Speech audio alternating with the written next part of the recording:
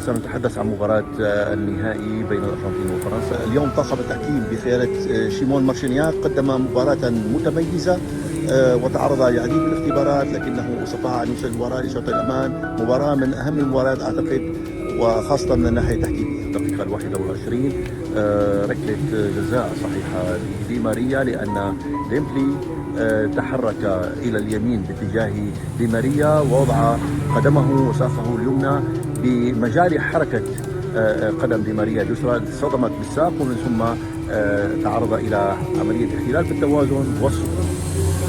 الحالة الثانية طالب بها المنتخب الفرنسي كانت في الدقيقة 87. لاعب المنتخب الفرنسي يحصل على الكرة داخل منطقة الجزاء، يلعبها قصيرة لنفسه ويحاول التحرك.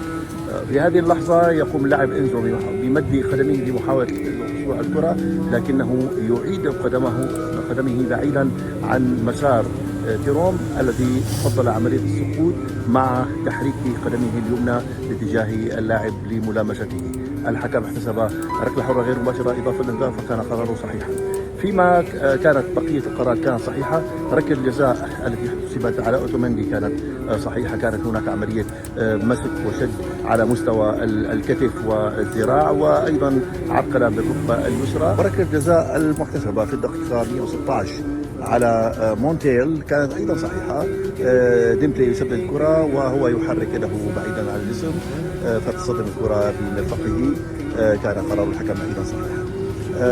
هناك حالة مهمة، هناك تبديل سابع للمنتخب الفرنسي في الدقيقة 113 بعد أن أصيب فاران، فطبق الاتحاد الدولي في تلك اللحظة بروتوكول خاص بعمليات إصابة بالرأس، والتي يتم من خلالها إضافة تبديل آخر، وأعلم كلا الطرفين كلا الفريقين أو المنتخبين بأنه له الحق بتبديل سابع.